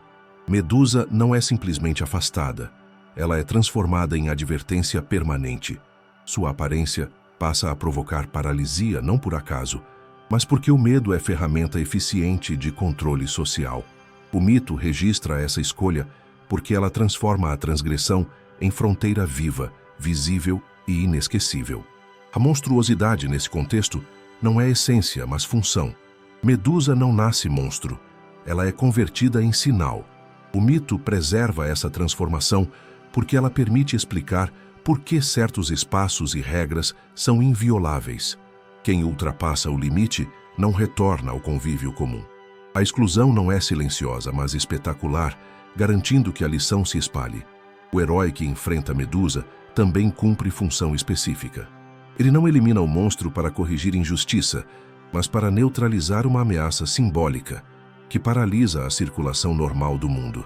A violência contra o monstro é autorizada porque o monstro já foi colocado fora da ordem social. O mito registra esse ciclo porque ele explica como sociedades justificam violência extrema quando dirigida a figuras transformadas em perigo absoluto. A cabeça de Medusa preservada após sua morte reforça essa lógica. O poder não desaparece com a eliminação do corpo. Ele é apropriado e reutilizado como instrumento de intimidação e proteção. O mito insiste nesse detalhe porque ele mostra como o medo pode ser incorporado à ordem, desde que controlado. O que antes paralisava indiscriminadamente passa a ser usado de forma seletiva. Ao transformar Medusa em símbolo duradouro, a mitologia grega registra um mecanismo recorrente. Quando uma violação ameaça o fundamento de uma regra coletiva, a resposta não busca equilíbrio, mas separação definitiva. O monstro nasce para que o limite permaneça claro. Medusa não existe apenas como personagem, mas como linha traçada no espaço social, advertindo que certos territórios, físicos ou simbólicos, não admitem retorno após a transgressão. A narrativa de Eros e Psique não se organiza como romance espontâneo, mas como sequência de provas cuidadosamente encadeadas. O mito preserva essa estrutura porque ela registra uma lógica social precisa. Vínculos duradouros não surgem apenas do desejo, mas da capacidade de suportar regras, atrasos e custos impostos por forças externas. Amar, nesse contexto, não é estado emocional livre, mas processo disciplinado. Psique inicia a história como objeto de disputa simbólica. Sua beleza excessiva desorganiza hierarquias e desloca rituais, atraindo atenção que deveria ser dirigida às divindades. O mito registra esse desequilíbrio inicial porque ele revela um padrão recorrente. Quando um atributo individual ameaça a ordem coletiva, o sistema reage para reabsorvê-lo sob controle. A união com Eros não é concessão romântica, mas mecanismo de contenção. O vínculo imposto é marcado por regras claras. Psique pode usufruir da relação, mas não pode ver, nomear ou testar o parceiro. Essa proibição não existe para criar suspense narrativo, mas para estabelecer assimetria de poder. O mito preserva esse detalhe porque ele demonstra como relações são moldadas por condições que antecedem a vontade individual. O acesso vem antes do reconhecimento. A curiosidade de Psique rompe essa estrutura. O erro não está no desejo de saber, mas na quebra de um acordo funcional.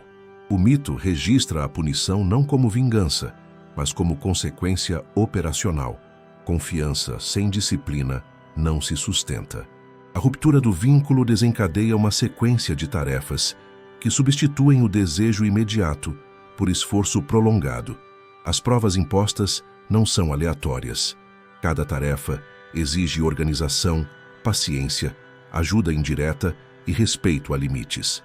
O mito preserva esse encadeamento porque ele transforma o amor em treinamento social.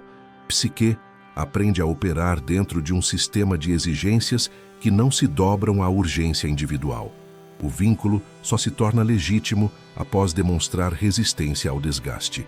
A ajuda recebida durante as tarefas também é significativa. Ela não vem de aliados poderosos declarados, mas de forças menores, discretas e condicionais. O mito registra esse padrão porque ele ensina que integração social depende de cooperação distribuída, não de proteção absoluta. O sucesso não resulta de exceção, mas de adaptação. Ao final, o reconhecimento do vínculo não ocorre por emoção renovada, mas por validação estrutural. O mito preserva esse desfecho porque ele fixa uma regra. Relações só se estabilizam quando passam por prova pública e aceitação dentro da ordem vigente. O desejo inicial é insuficiente. É o custo sustentado que transforma a atração em permanência. Eros e Psique, assim, não narram o triunfo do amor sobre obstáculos, mas a conversão do desejo em contrato social durável. O mito registra esse processo porque ele funciona como modelo disciplinar. Vínculos existem, mas apenas quando suportam regras, tarefas e limites impostos por algo maior do que os envolvidos. A história de Belerofonte não se estrutura como queda súbita de um herói falho, mas como registro de um mecanismo social recorrente, a dificuldade de conter indivíduos cuja competência supera os limites do reconhecimento coletivo. O mito preserva essa narrativa porque ela expõe um problema estrutural das sociedades baseadas em prestígio.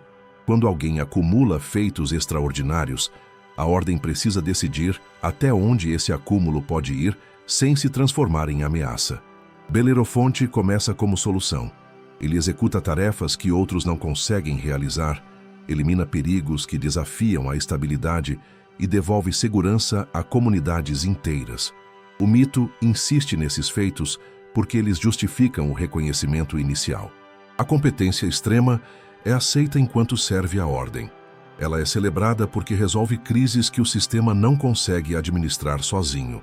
O problema surge quando o reconhecimento não encontra teto claro. Cada sucesso amplia expectativas, e cada expectativa empurra o indivíduo para uma posição mais elevada. O mito preserva essa progressão porque ela mostra como a fama cria uma pressão interna por continuidade. Parar equivale a perder status. A competência deixa de ser ferramenta e passa a ser identidade. Nesse ponto, o excesso se manifesta. O herói já não busca resolver tarefas impostas, mas reivindicar posição que não lhe foi concedida. O mito registra essa transição porque ela marca a fronteira entre utilidade e ameaça. A tentativa de ultrapassar o limite não é erro técnico, mas violação da hierarquia que sustenta a ordem coletiva. A ascensão sem autorização é percebida como desestabilizadora. A punição que se segue não precisa ser exemplarmente violenta.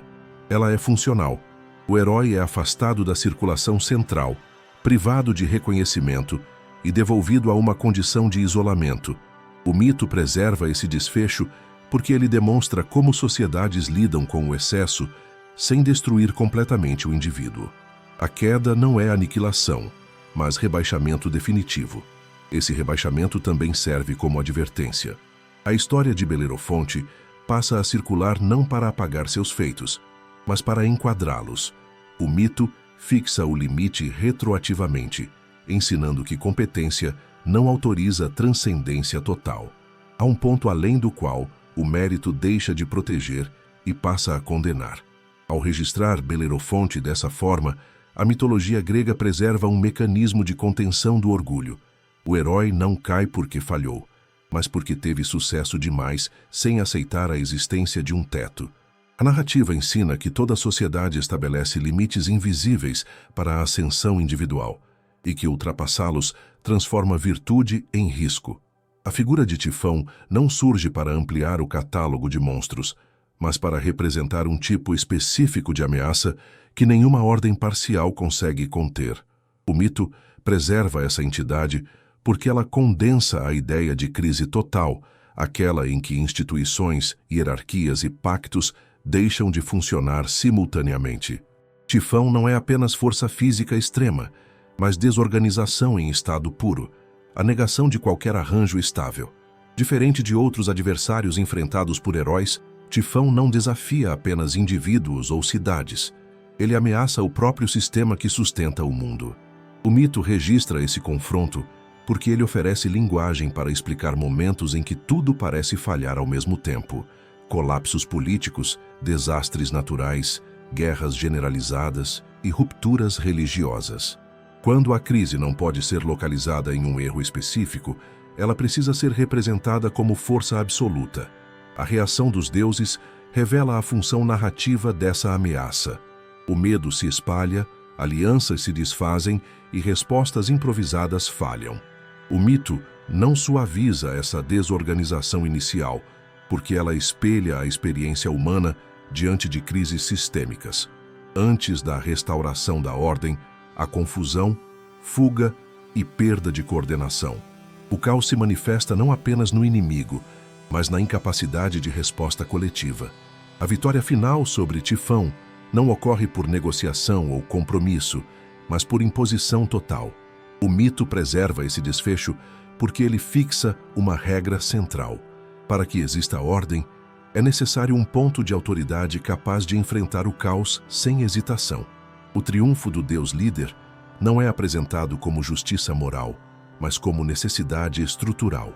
Sem comando absoluto, a desordem se perpetua. A punição aplicada a Tifão reforça essa lógica. Ele não é eliminado completamente, mas confinado, contido e mantido sob vigilância simbólica. O mito registra esse detalhe porque ele reconhece que o caos não desaparece. Ele apenas é controlado. A ordem não é estado permanente, mas esforço contínuo de contenção. O perigo permanece latente, lembrando que a estabilidade exige manutenção constante. Ao narrar Tifão como pesadelo dos deuses, a mitologia grega oferece um modelo para compreender crises que ultrapassam soluções graduais. Quando a ameaça é total, a resposta também precisa ser. O mito preserva essa história porque ela legitima o exercício extremo de poder em nome da sobrevivência do sistema. Tifão existe para que a ordem possa se afirmar não como escolha moral, mas como condição mínima para que qualquer mundo continue existindo. As histórias de Tântalo, Sísifo e Ixião não surgem como variações de crueldade gratuita, mas como um conjunto organizado de advertências. O mito preserva esses personagens em bloco porque eles funcionam como catálogo de violações que ameaçam a base mínima da convivência social. Cada um rompe um tipo específico de limite que sustenta a ordem, e cada punição é desenhada para tornar esse limite inesquecível. Tântalo aparece como exemplo máximo da traição da hospitalidade. Ele ocupa posição privilegiada, recebe acesso ao convívio divino, e mesmo assim transforma esse acesso em abuso. O mito registra sua punição porque ela traduz um princípio central. Confiança concedida no topo da hierarquia não pode ser explorada sem colapsar o sistema inteiro. A fome eterna diante da abundância não é apenas castigo físico, mas imagem permanente da quebra de reciprocidade. Sísifo representa outro tipo de ameaça. Ele não viola regras por impulso, mas por cálculo. Enganar a morte e manipular acordos para benefício próprio coloca em risco a previsibilidade que sustenta qualquer ordem coletiva. O mito preserva sua tarefa repetitiva porque ela espelha o efeito social da fraude contínua, esforço infinito sem progresso real. A punição ensina que a astúcia sem limite destrói o próprio sentido de ação. Ixião completa o trio ao violar o favor recebido. Ele é acolhido, protegido e integrado, mas responde com abuso extremo. O mito registra sua punição porque ela marca a fronteira entre inclusão e expulsão definitiva. A roda incessante não simboliza apenas sofrimento, mas exposição permanente. A transgressão não pode ser esquecida nem neutralizada por compensação posterior. O elemento comum nas três punições é a eternidade. O castigo não termina porque a infração não pode ser apagada. O mito insiste nesse ponto para fixar as regras de forma duradoura. Uma punição finita poderia ser relativizada ou negociada. A punição eterna transforma a história em referência permanente, transmitida sem necessidade de reinterpretação. Esses mitos funcionam como tribunal contínuo. Eles não julgam indivíduos reais, mas comportamentos recorrentes. Trair hospitalidade, enganar sistemas fundamentais e abusar de privilégios concedidos são apresentados como ameaças universais. O horror da punição substitui a necessidade de explicação abstrata. A regra se impõe pela memória visual e emocional. Ao organizar esses personagens como os mais odiados pelos deuses, a mitologia grega registra um mecanismo essencial de manutenção da ordem. Quando certos limites são rompidos, não há retorno simbólico possível. O castigo não busca correção, mas exclusão definitiva do convívio. O mito preserva essas histórias porque elas funcionam como âncoras de comportamento, lembrando que a sociedade só se sustenta quando algumas transgressões são consideradas imperdoáveis. Ao mudar da tradição grega para a nórdica, o mito não suaviza o tom nem busca continuidade moral. A transição é seca, porque a função também muda. Ragnarök não existe para punir um erro específico, nem para restaurar uma ordem quebrada por transgressão isolada. Ele existe para estruturar a expectativa do fim. O mito preserva esse evento porque ele organiza uma cultura inteira em torno da ideia de destino inevitável, transformando o medo em disciplina cotidiana. As fontes poéticas descrevem sinais progressivos, não como presságios vagos, mas como cadeia reconhecível de deterioração. Laços sociais se desfazem, juramentos perdem valor. A violência interna antecede a destruição externa. O mito registra essa sequência porque ela ensina a reconhecer o colapso antes do confronto final. O fim não chega de repente. Ele se anuncia pela erosão gradual da confiança. Ragnarök não separa deuses e mortais por proteção especial. Todos estão sujeitos ao mesmo desfecho. O mito preserva essa simetria porque ela elimina a ilusão de salvação individual. Não há refúgio garantido, não há negociação possível, não há astúcia que suspenda o resultado. A coragem não evita a destruição, mas define como ela será enfrentada. O valor não está em vencer, mas em resistir com clareza. A cadeia de eventos não surge como punição moral, mas como consequência estrutural. Forças contidas por longos períodos se libertam. Limites antigos deixam de funcionar e alianças se quebram no momento decisivo. O mito registra essa liberação porque ela oferece linguagem para crises que não têm culpado identificável. O mundo não acaba porque alguém errou, mas porque chegou ao limite de sustentação. O confronto final não restaura o equilíbrio anterior. Ele consome tudo, inclusive aquilo que parecia estável. O mito insiste nessa destruição ampla porque ela reforça uma visão específica do tempo. Não há retorno ao ponto inicial. O fim encerra um ciclo completo e abre espaço para outro, ainda indefinido. A continuidade não é garantida, apenas possível. O papel central de Ragnarök é preparar psicologicamente a comunidade. Ao normalizar a ideia do fim, o mito reduz o pânico diante da perda. Saber que tudo termina não paralisa, orienta comportamento. O medo deixa de ser surpresa e passa a ser componente previsto da existência. O mito preserva essa função porque ela transforma a expectativa de destruição em código de conduta. Assim, Ragnarök opera como engrenagem cultural, não como sermão. Ele ensina que a ordem é temporária, que o colapso é parte do ciclo e que a dignidade não depende do resultado final. Ao registrar o fim inevitável, a mitologia nórdica disciplina o medo e converte a destruição em linguagem de resistência, preparando a comunidade para enfrentar perdas sem perder a própria forma. Ao entrar na mitologia egípcia, o mito muda novamente de função. Aqui a narrativa da origem não serve para explicar um colapso nem para preparar o fim, mas para sustentar a continuidade. O mito preserva diferentes relatos de criação, porque sua finalidade principal não é descrever um evento único, e sim manter o mundo funcionando dia após dia. A origem existe como fundamento operacional da ordem, não como lembrança distante. Os relatos de criação partem de um estado indiferenciado, uma massa primordial sem forma definida. A emergência do primeiro ponto sólido, a colina inicial, marca a separação entre caos e mundo habitável. O mito registra essa separação porque ela define a tarefa central da sociedade: manter o espaço organizado contra a tendência permanente ao retorno do caos. A criação não é concluída, ela precisa ser renovada continuamente. A palavra criadora ocupa lugar central nesse processo. Nomear é fazer existir de maneira estável. O mito preserva esse detalhe porque ele traduz uma prática concreta. Decretos, rituais e fórmulas mantêm a ordem tanto quanto ações físicas. O mundo egípcio não é sustentado por conflito constante, mas por repetição correta. Quando a palavra falha ou o ritual é interrompido, a ordem enfraquece. A fertilidade surge como indicador visível dessa estabilidade.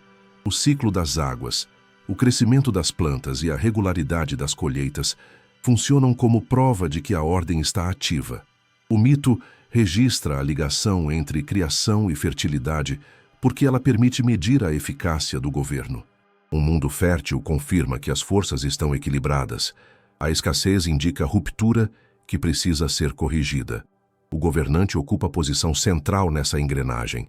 Ele não governa apenas pessoas, mas participa da manutenção do cosmos. Sua autoridade não é apenas política, mas ritual. O mito preserva essa função porque ela transforma o poder em obrigação permanente. Governar significa repetir a criação todos os dias, garantindo que a separação entre ordem e caos continue válida. A oposição entre ordem e desordem não desaparece após a criação. Ela permanece como tensão constante. O mito registra essa dualidade porque ela justifica vigilância contínua. A existência do mundo não é garantida. Ela depende de práticas corretas, decisões estáveis e rituais cumpridos. O caos não é inimigo externo distante, mas possibilidade sempre presente.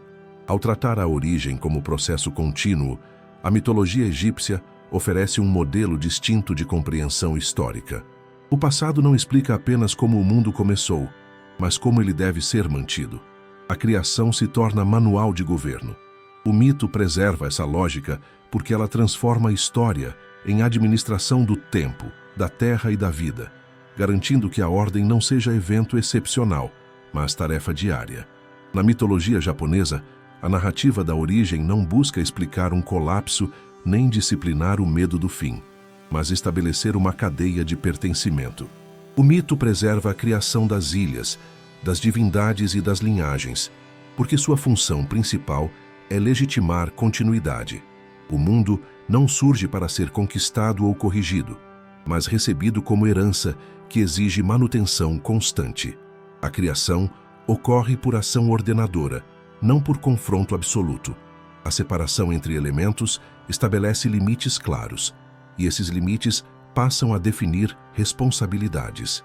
O mito registra a formação das ilhas como processo gradual, porque ele traduz a ideia de território como algo que se revela e se consolida, não como espaço tomado pela força. Habitar implica cuidar, não apenas ocupar. A genealogia divina ocupa posição central nesse sistema. Deuses geram deuses que geram governantes humanos, criando uma linha ininterrupta entre origem e autoridade. O mito preserva essa cadeia porque ela transforma o poder em extensão natural da criação. Governar não é ruptura com o sagrado, mas sua continuação no plano humano. A legitimidade não precisa ser conquistada repetidamente, ela é herdada e confirmada por conduta adequada. Objetos sagrados surgem como marcadores dessa legitimidade. Eles não são símbolos abstratos, mas provas materiais de vínculo com a origem. O mito registra esses objetos porque eles funcionam como âncoras de autoridade em um mundo onde a palavra sozinha não basta. Possuir, proteger e transmitir esses itens garante que a herança permaneça íntegra. A pureza aparece como princípio operacional, não moral abstrata. Manter a ordem exige separar corretamente o que pertence a cada domínio.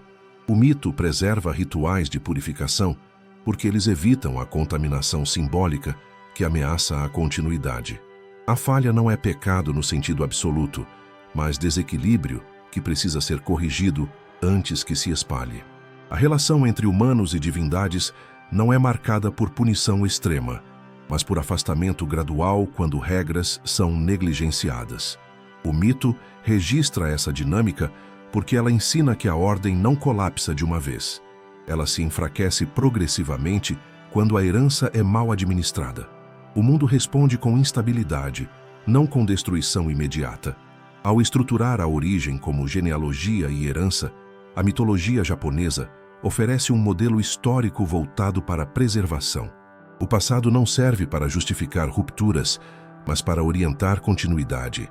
O mito fixa essa lógica porque ela transforma a história em responsabilidade transmitida, onde cada geração não cria o mundo novamente, mas recebe a tarefa de mantê-lo em equilíbrio. Ao observar em conjunto as narrativas da Guerra de Troia, da Odisseia, de Édipo, de Medusa, dos heróis punidos, do fim nórdico, da criação egípcia e da origem japonesa, o que emerge não é um conjunto de fantasias desconectadas, mas um sistema recorrente de organização da experiência humana diante de crises que não podem ser resolvidas apenas pela força imediata ou pela razão prática. O mito surge como tecnologia de sobrevivência histórica, capaz de registrar, transmitir e estabilizar respostas coletivas a situações extremas. Em todas essas histórias, O mito opera primeiro como memória funcional. Ele não preserva detalhes por curiosidade, mas fixa padrões de causa e consequência. Juramentos quebrados levam à guerra prolongada. Excesso de prestígio gera colapso interno. Violações de limites produzem exclusão definitiva. Crises sem causa visível exigem sacrifício simbólico no topo da hierarquia. A repetição dessas estruturas cria um banco de dados narrativo que atravessa gerações, ensinando sem depender de explicações abstratas. O mito também atua como sistema de punição, quando instituições formais não existem ou não são suficientes. Castigos eternos, transformações monstruosas e quedas exemplares não buscam justiça individual, mas previsibilidade social. Eles tornam certos comportamentos impensáveis ao associá-los a imagens que não se apagam. O horror não é excesso narrativo. É ferramenta pedagógica em sociedades onde a memória precisa ser forte o bastante para conter o caos.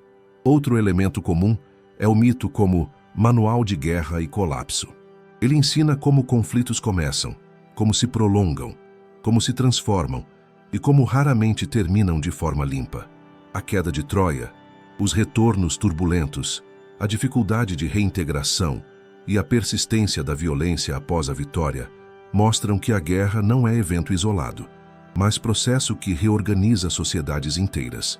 O mito registra essas etapas porque elas se repetem independentemente da época. O mito também funciona como justificativa de poder.